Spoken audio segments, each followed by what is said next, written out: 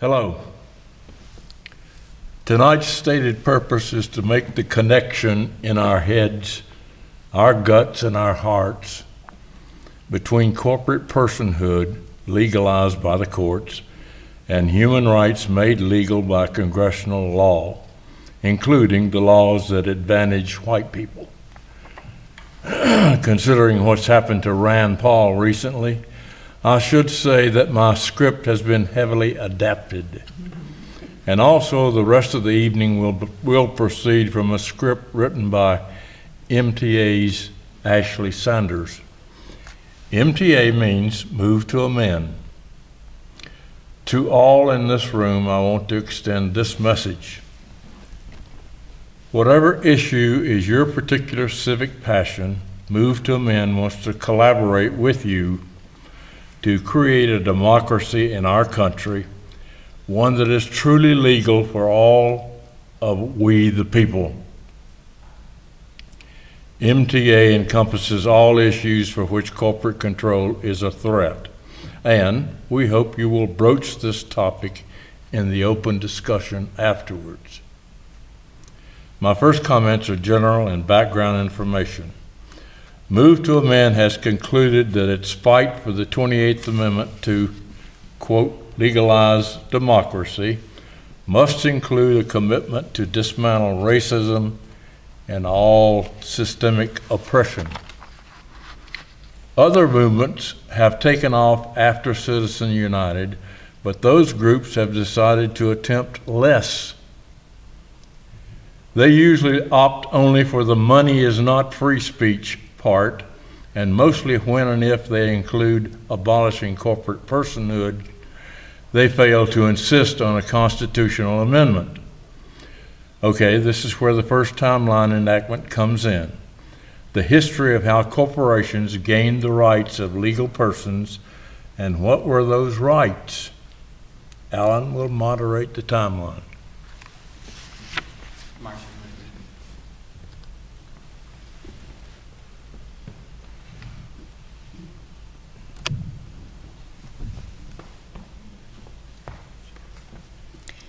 Santa Clara County versus Southern Pacific Railroad, 1886. Without any formal argument, the court declares a corporation a person with the same rights as human beings. They grant them the 14th Amendment right to equal protection that was supposed to protect recently emancipated Black people. Justices have since struck down hundreds of local, state, and federal laws enacted to protect people from corporate harm because these discriminate against corporations.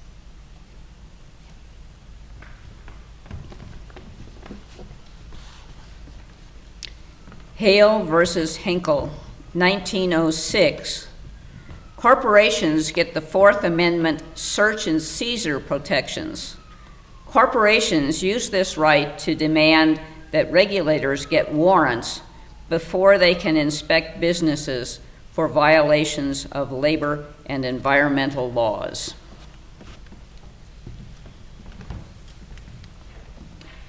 Dodge versus Ford Motor Company, 1919.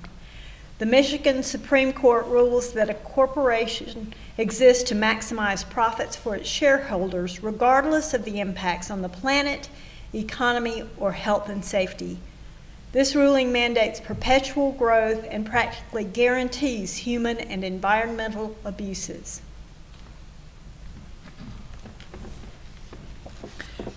Pennsylvania Coal Company versus Mahon, 1922.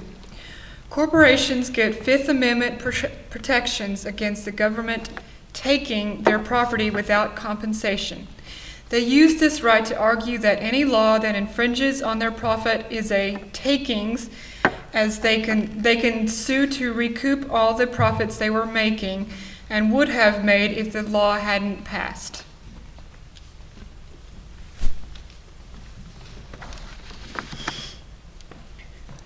Lewis K. Liggett Company versus Lee, 1933. The people of Florida passed a law that levied higher taxes on chain stores than local businesses. The Supreme Court overturned because it discriminated against chain stores and therefore violated corporate 14th Amendment rights to equal protection.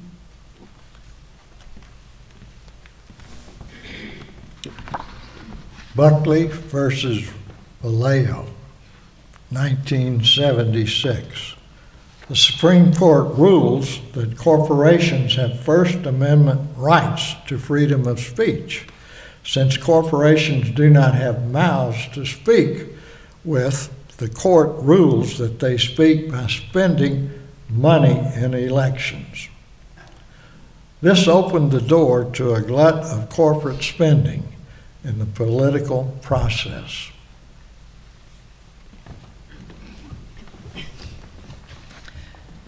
First National Bank of Boston versus Bilotti, 1977.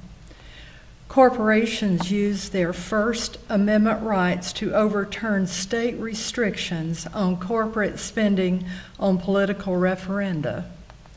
This precedent is used with Buckley versus Vallejo to thwart attempts to remove corporate money from politics.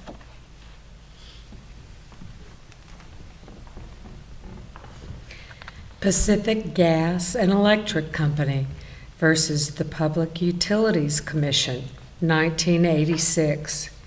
Although PG&E has a monopoly on utilities in California, they refused to allow an advocacy group to use extra space on their billing envelope to encourage energy conservation. The court sided with PG&E, upholding the corporation's right not to speak and protecting what they called the corporation's freedom of mind.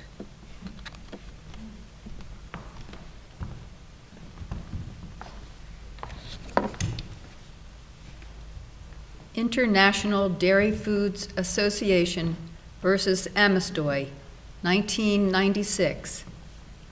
Supreme Court overturns a Vermont law requiring the labeling of all products containing bovine growth hormone, citing the corporation's right not to speak and extending it to statements of fact as well as statements of opinion.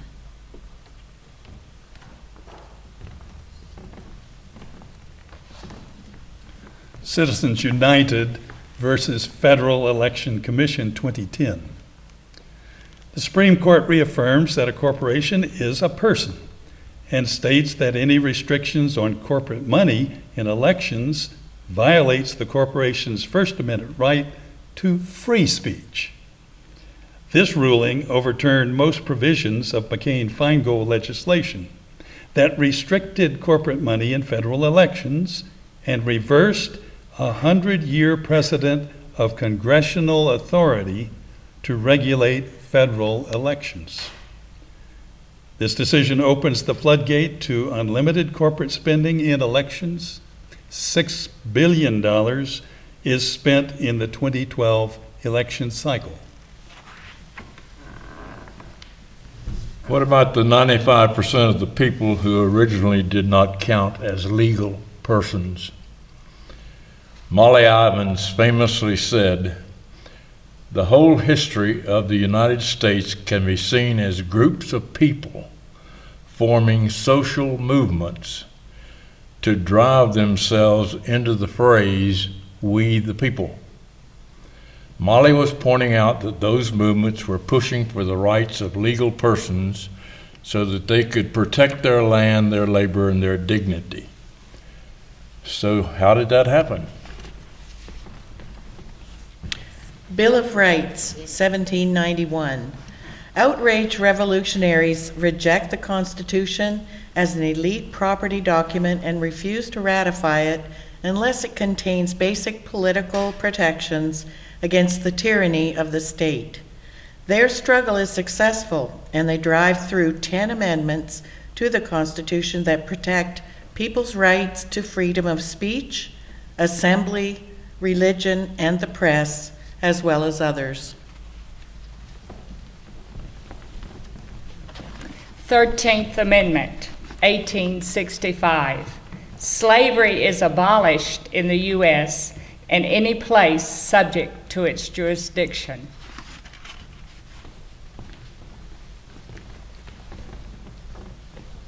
Civil Rights Act, 1866, extended the rights of emancipated African Americans by stating that any person born in the United States, regardless of race, is a U.S. citizen.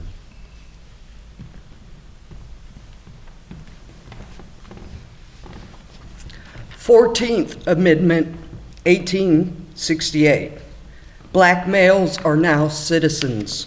The law cannot discriminate against them in any way.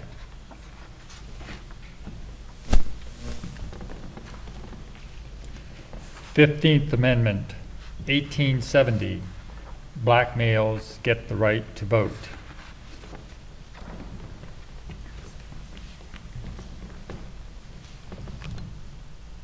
Social change in 1886, the year that the Supreme Court first gave corporations human rights. This is what the rest of the country was up to. Campaign for the 8-hour workday. Knights of Labor membership 1 million with 60,000 black and even more women members. Farmers Alliance reaches 100,000 members. Populists draw up founding document to demand debtors' rights and fight the railroad lobby. Eugene Debs builds the Brotherhood of Locomotive Firemen. Das Kapital by Karl Marx, published in English. Police brutalize labor activists in the Haymarket Massacre.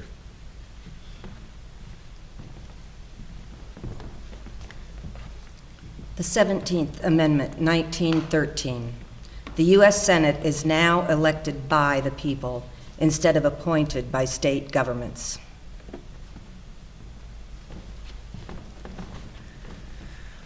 '19th Amendment, 1920. Women finally get the vote after 75 years of struggle. Brown versus Board of Education of Topeka, 1954. The Supreme Court recognized that separate was not equal and ruled that public schools cannot be racially segregated.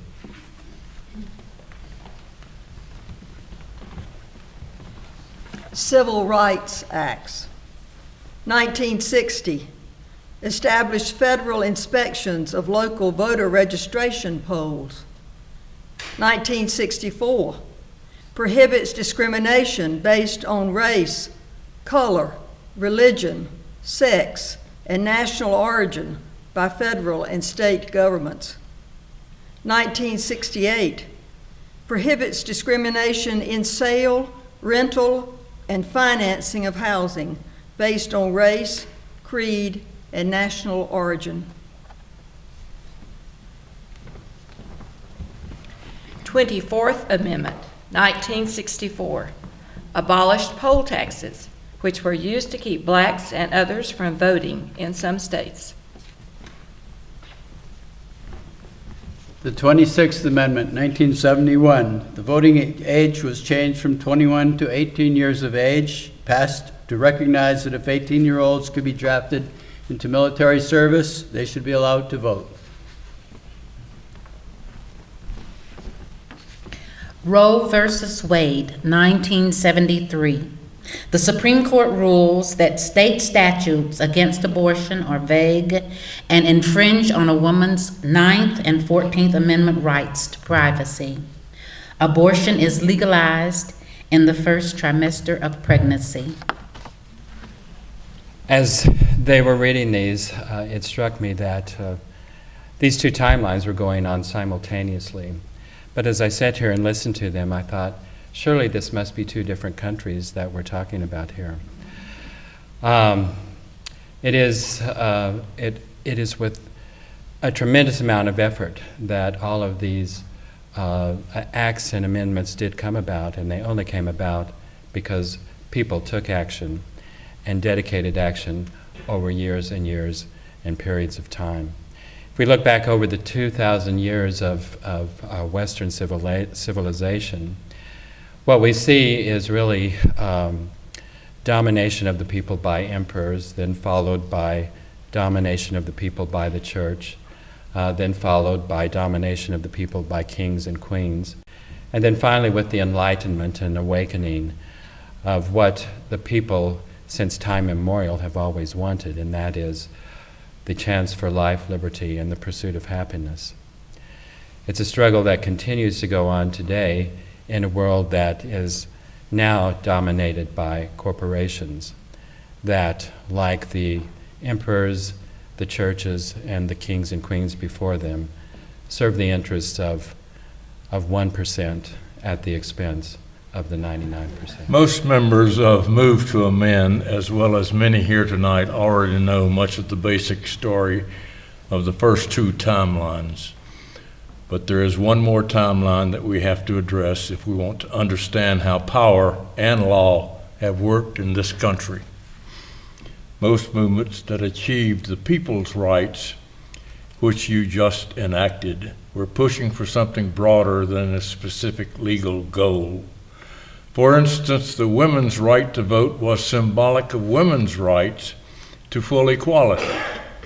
The voter rights, symbolic of full citizenship. After each victory, some kept their eyes on the full prize, but other movements got distracted and lost sight of the transformative goals. Their legal victories and demands became adequate in place of their fight for emancipation as fully human citizens. Was it a case of while we slept? Let's move now to the timeline of white privilege rights.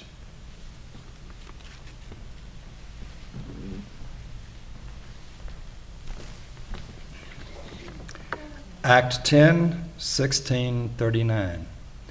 This Virginia colony statute grants the privilege of armament to all white men, including indentured servants, but excludes black men.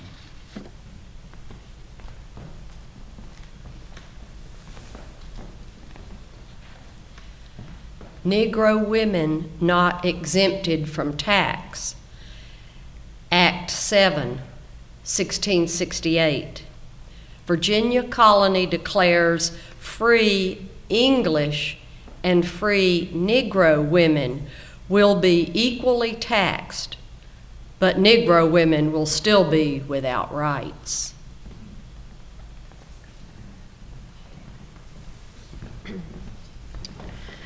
An Act for Preventing Negro Insurrection, Act 10, 1680. Blacks are banned from carrying weapons of any kind, and if they presume to physically resist any Christian, they are punished with 30 lashes on his bare back well laid on. Blacks could also be legally murdered if they are found lurking in obscure places, avoiding labor.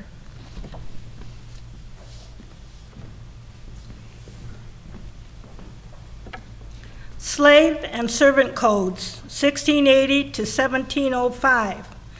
Established term slave as equivalent to Negro, while servant now refers only to non-blacks or white persons.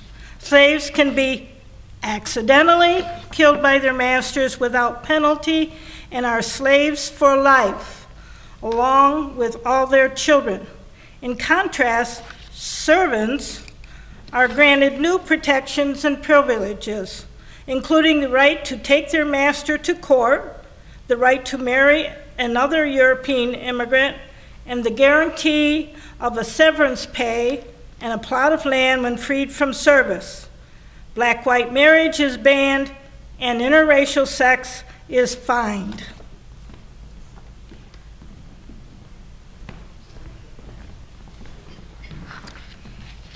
U.S. Constitution, 1789. The writers of the Constitution were very interested in protecting their property and increasing their wealth. They wrote a founding document that protected property over people and removed the government from the will of the mob. Without using the words slave or slavery, They made slavery legal and institutionalized it.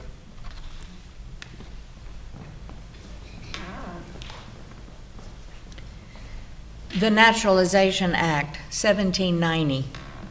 Immigrants are allowed to become citizens, but only if white. Without citizenship, non-whites cannot vote, own property, file lawsuits, or testify in court.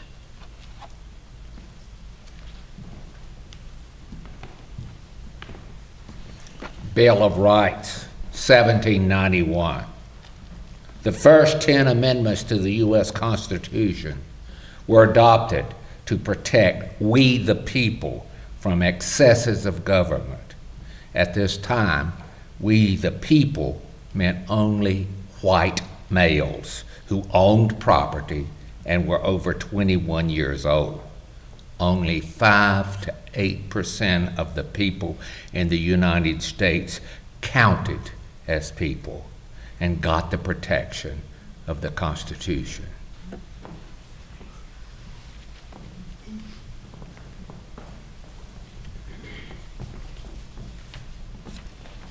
Indian Removal Act, 1830. Indigenous peoples are forced from their homelands east of the Mississippi. Over 10 years, approximately 100,000 native children and adults marched thousands of miles west into unknown desert territory. 15,000 people died along the way.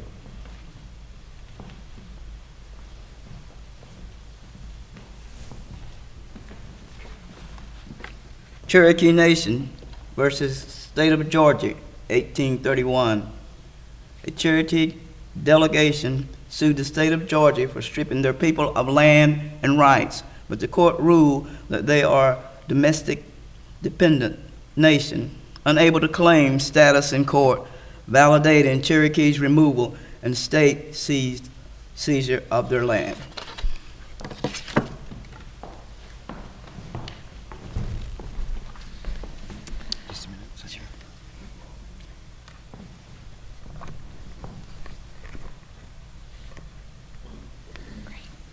The People versus Hall, 1854. Non-whites are barred from testifying in court. California Supreme Court reverses murder conviction of a white man, dismissing the testimony of a key Chinese witness, stating that no black or mulatto person or Indian shall be allowed to give evidence in favor of or against a white man.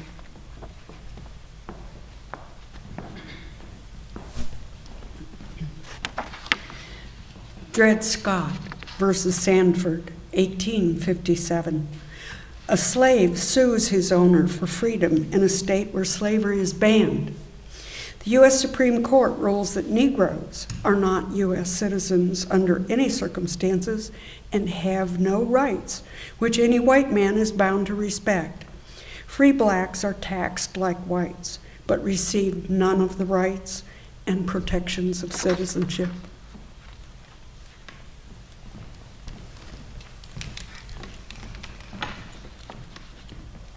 The Homestead Act, 1862.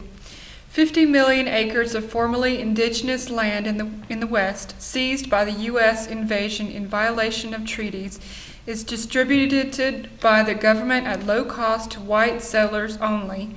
An additional 1 million acres of land are given for free to railroad developers.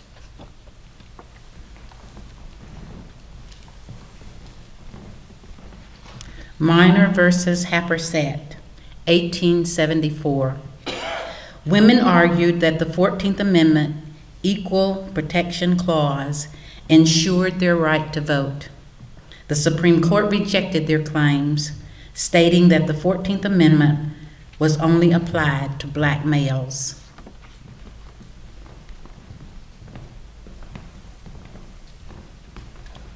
Chinese Exclusion Act, 1882, bans immigration of both skilled and unskilled Chinese laborers.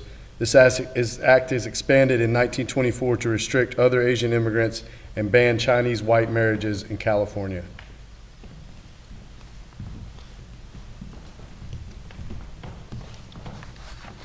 The Dawes Land Allotment Act, 1887, forbids communal land ownership by indigenous people and encourages native people to sell their land to whites, breaks up collectively owned native lands, and redistributes millions of acres as property to white squatters.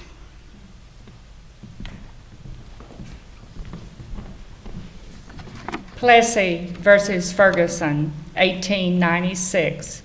The Supreme Court ruled that state laws enforcing segregation by race are constitutional if separate accommodations are equal.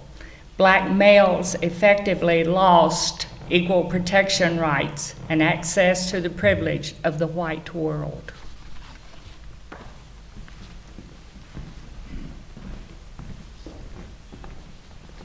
Johnson-Reed Act, 1924, creates immigration quota system based on national origin, favoring Nordics from Northern and Western Europe over the inferior races of Asia and Southern Eastern Europe.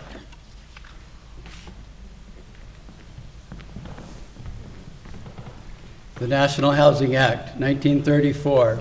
Following the Great Depression, a federal housing authority, the FHA, is created to provide loans for home ownership.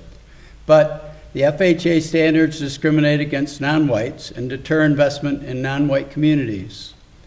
Known as redlining, this practice boosts the economic value of white neighborhoods relative to non-white neighborhoods.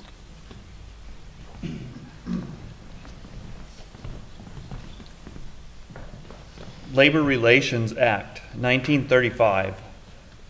Militant workers win the right to unionize, but white labor leaders compromise with Congress to exclude domestic and agricultural workers who are mostly black, Chicano, and Chinese. Because most labor unions also excluded non-whites from membership, this effectively amounts to labor rights for white men only.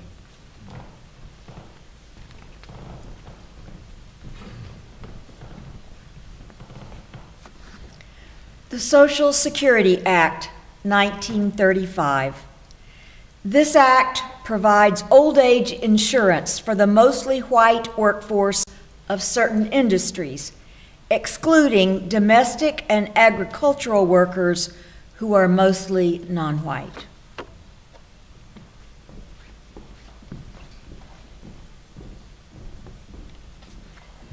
The Japanese-American Internment, 1942, forces all Japanese-American and Japanese residents living on the west coast of the U.S. into unsanitary, fenced concentration camps called war relocation camps. Over 111,000 people are interned. 62% of them are American citizens.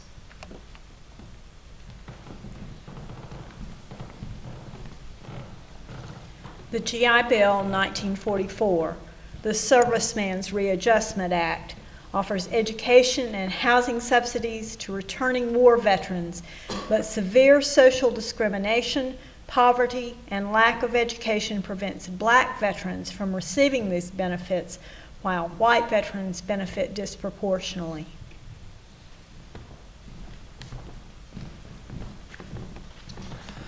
War on Drugs, 1971. President Richard Nixon declares a war on drugs which disproportionately and violently targets economically impoverished communities of color for the next 40 years, leading to mass incarceration for drug-related offenses. White populations are relatively unaffected.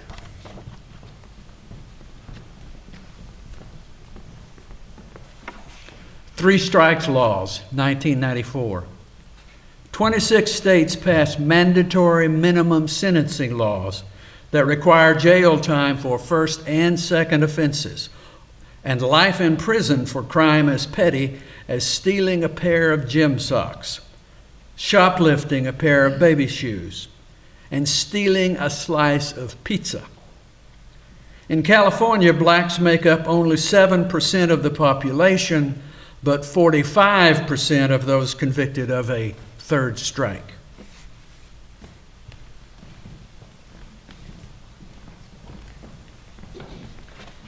post 9/11 disappearances.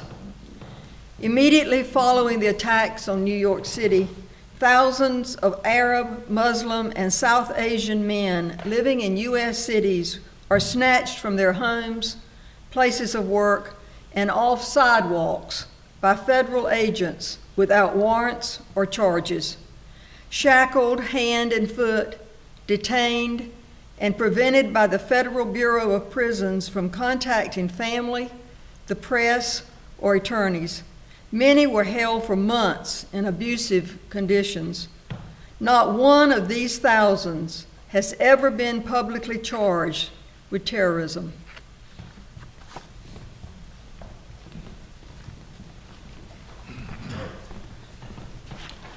In 2002, the National Security Entry-Exit Registration System mandated that all nationals over the age of 15 from 25 specific countries, all of them Arab or Muslim, apart from North Korea, report to the government to be fingerprinted, photographed, and questioned as part of a special registration program.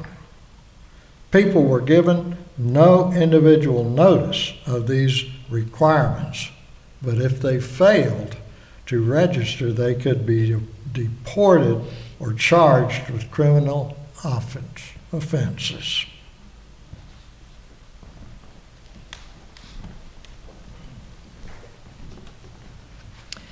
Arizona Senate Bill 1070, 2010. Police are required to ask individuals to present their citizenship or immigration documents if they have undefined reasonable suspicion that the person stopped may be in Arizona illegally, justifying racial profiling and harassment.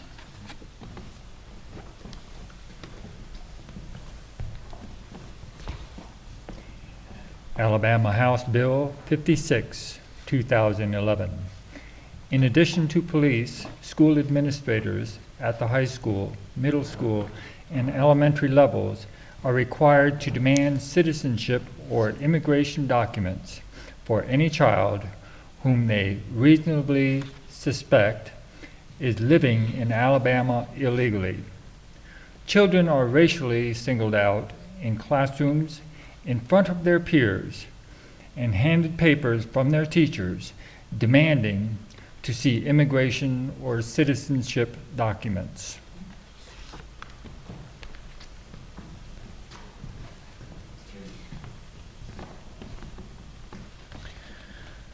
NYPD Stop and Frisk, 2011.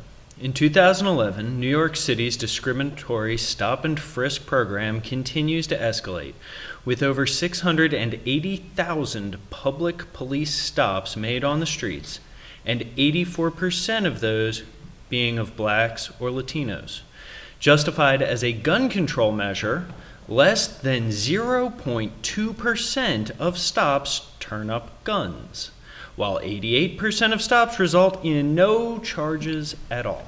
Being a legal person bestows not just the backing of the state, but more subtle is the intrinsic worth of cultural legitimacy. There's a two-way relationship that occurs between law and culture, which can dramatically affect someone's perceived value. That is, their decision-making power, their safety, their livelihood, their opportunities. As corporations have been accorded personhood or become so-called legal people, they not only have gained the power to decide on our democracy, as in elections, they also have begun to receive the added benefits of cultural legitimacy, the idea that they deserve to participate and decide. MTA wants to change to differentiate the negative climate of corporate culture. Our commitment to encompass and legalize the rights of all systemically disadvantaged human persons will also curb the perceived cultural value of the dishonest corporations. Failure to include the legal rights of disadvantaged citizens will render the move to amend goal of achieving the 28th Constitutional Amendment, half achieving the 28th Constitutional Amendment, half empty. To work for a half measure would be merely legalistic and lack the weight of morality. Democracy can no longer parade under the charade of equality, not when so few hold 1% of the country's wealth. We can no longer seek to rectify only the corporate problem, not without shining a light on those disadvantaged citizens over whom unjust corporate advantage has been gained. MTA's movement is putting the country on notice that they intend not only to be inclusive but proactive. The movement has set out to make things happen, to be prepared for future problems, to remember what happened when we lost sight of the bigger picture. Think about the losses you just cited tonight in the white privilege timeline. Also, we must remember and hold fast to advances gained thus far. This time we won't be caught unawares. Here's an amendment for all of us. We the People Amendment, the 28th Amendment, 2000 and how soon can we make it pass? The people who have begun move to amend way back before Citizens United suspect at the very earliest it might be 2016. Here's what it will hold for us. Artificial entities do not have constitutional rights, and money is not free speech. Campaign spending can be regulated.